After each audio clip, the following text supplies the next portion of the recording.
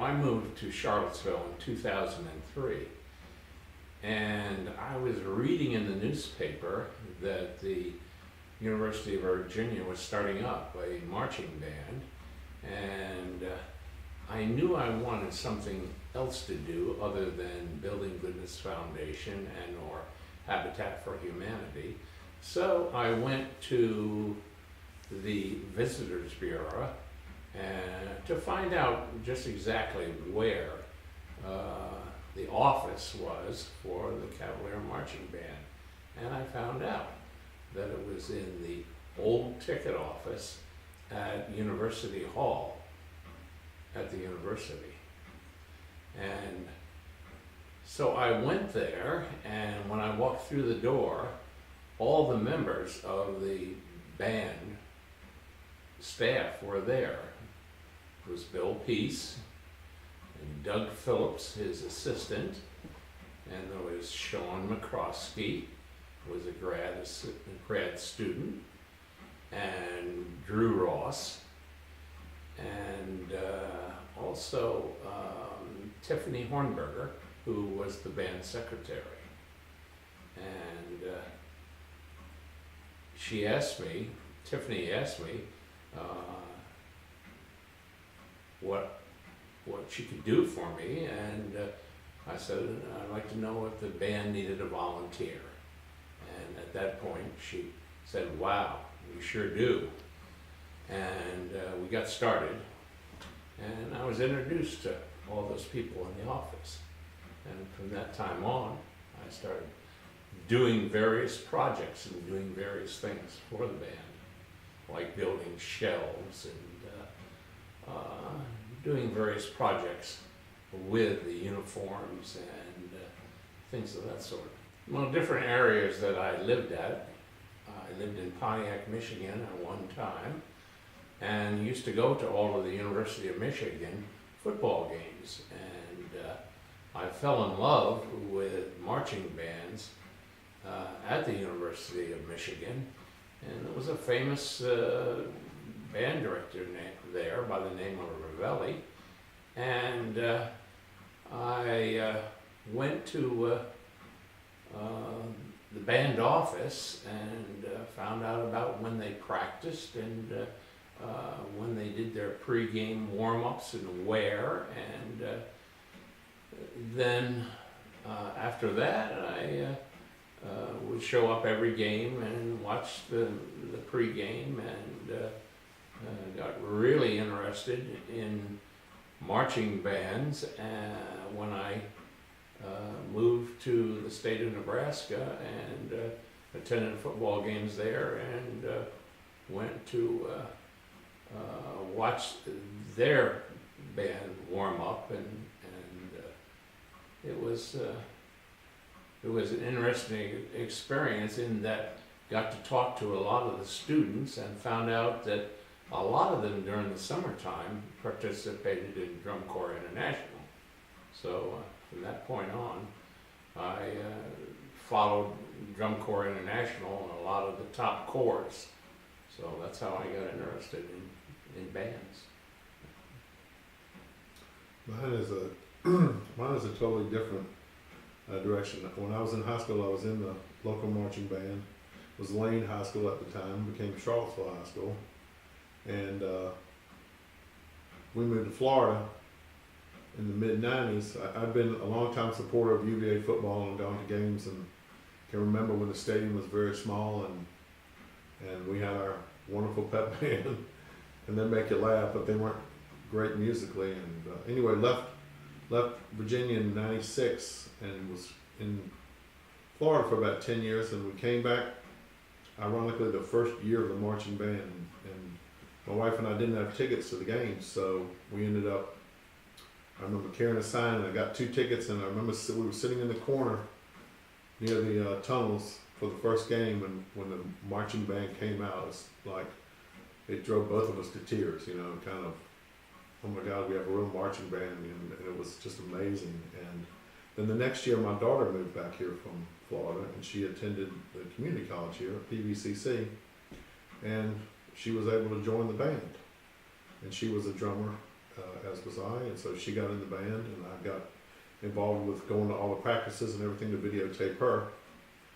And then I'm an ex-truck driver before I got in the medical field, so I like the truck side of things. The band had a big truck, and one thing led to another, and I haven't looked back. My daughter was in the band 3 years, and she moved on, and I just still enjoy it immensely. So I continue to do it to this day. I had 1 year that wasn't the greatest year that I decided to take a break, but other than that, it's been an awesome experience. I remember I used to go to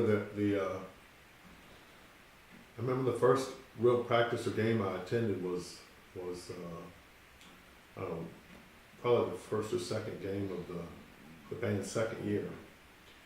And we saw them in practice during the band camp. They were out at middle school, whatever, for a practice. And we went out there to see them, and I met Bill then. And but we were hanging around with one of the drummers, Michael Purvis, his parents. And Miss Purvis was like, "Oh, you just need to do this and do that." And so I went to this game, and I remember having my camera there, and they were on the old field hockey field practicing, and I was videotaping there. And then I know I saw Dick there, but I don't remember when I initially actually met him. Year round, we meet every Wednesday morning when I get off work at Martha Jefferson Hospital. We meet for breakfast. Yeah, we've been doing that. We used to meet at the tavern on Saturday mornings.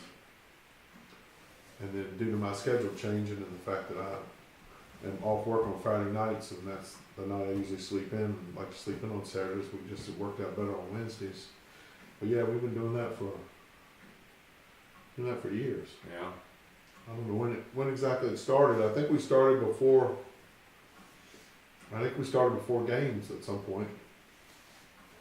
At the tavern, it just evolved, and going to the tavern every Saturday morning, and then the tavern closed down, unfortunately. And so now we're doing a hilltop or tip top, whatever it's called. Yeah, every week. Unless one of us is out of town or something, that's pretty much the only time we don't meet. When I first started, I was only working one job, so the CMB fit in a little better. I would go to a lot of the evening practices. I worked just a daytime job, and I ended up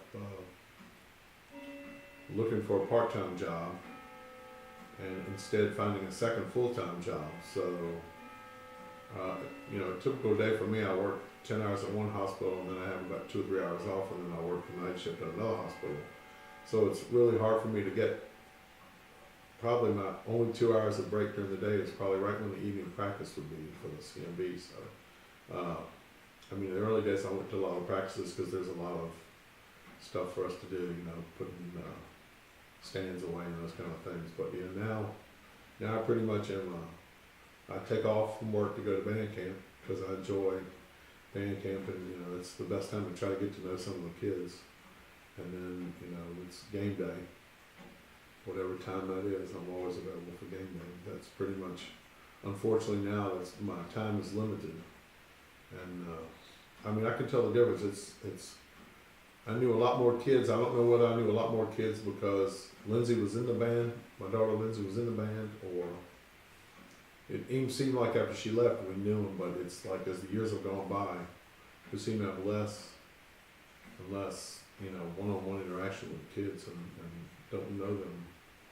It's kind of disappointing, but it's a big group. There's a lot of work to do, so there's not, I don't know, I guess maybe there's not as much time to get to know them as we used to. So I first met Bill Peace, I thought, this guy's very kind of offish, and I thought he was very kind of standoffish, but he and I have become good friends, we've become golf buddies, and I have a lot of respect for Bill. And when I see him on the podium on Saturday mornings, I have incredible respect for him and what he's been able to do and what he's been able to achieve with this organization in a short time, 10 years now. What they started with and what they've come to now, and it's like, the sky's the limit. Worry about the day when he's not going to be on that podium, because it'll probably be the day I won't be around. I enjoy working for him and with him. It's quite an honor on my part. Yeah, I think that a lot of people don't realize how much pressure it is running a band of that size. And to be responsible for everything that the band does ultimately falls on his shoulders. And I understand that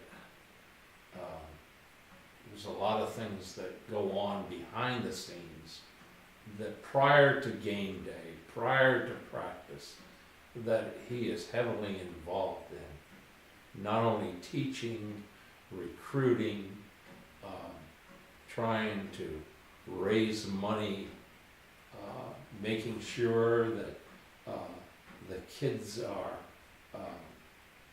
well taken care of, making sure that academically they have help if they need it, working with other people at the university,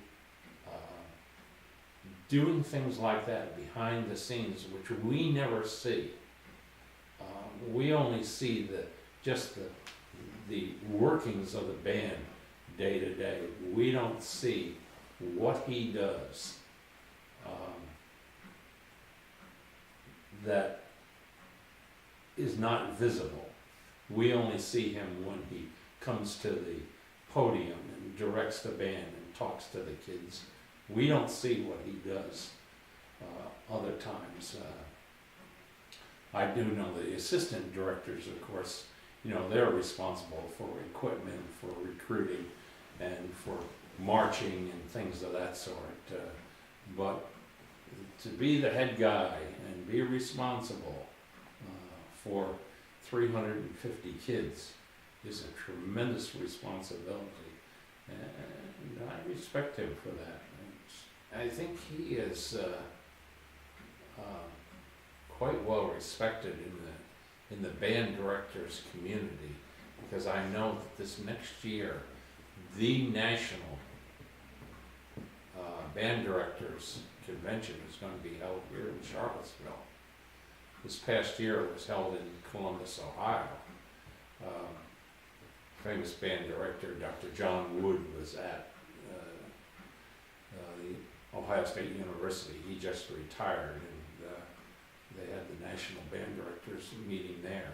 But this next year, I believe it's this next year, it's going to be held here in Charlottesville. So all of the band directors from around the whole United States will be descending upon Charlottesville. And so it's going to be quite a big deal, because he's going to have to set up programs, teaching programs, and I'm sure that there's going to be a lot of tours of not only Jefferson's home, but Madison's home, and all of the history of the University of Virginia, when all these men come to town.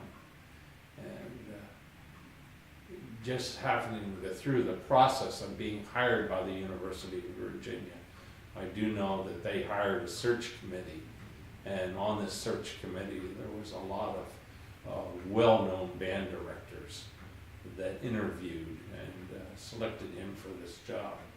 And through that interview process, I do know that he's become quite friendly with quite a few of them. I think he's very good friends with the Auburn band director,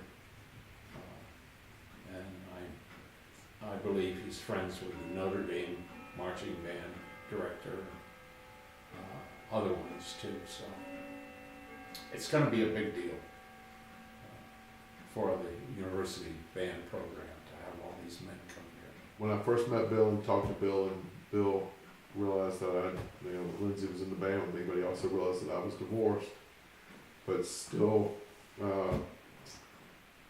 very dedicated to my ex-wife Terry, and so Bill would always, somewhere in every conversation we ever had, would be like, "How are you and Terry doing?" And so at some point he said, he'd say, then he would start asking, when are you getting remarried? Are you getting remarried? How's it going? Because I always told him that I wanted to get remarried to Terry. And so he would say, at some point he said, he knows that one of my favorite groups is ZZ Top, and he said, you know, if you and Terry ever get back together, if you ever get remarried, I'll do a ZZ Top show.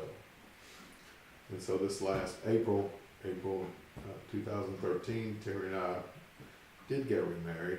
And so I keep asking, like Haley, my daughter Haley, who's my youngest, she has his phone number now due to something happened a couple weeks ago, and us trying to get together for dinner, and she's now saying she's going to call him and ask him when he's, so that's what I say to Bill all the time now is, when are we doing the ZZ Top show? So, you know, he promised it, we'll see when it comes up. But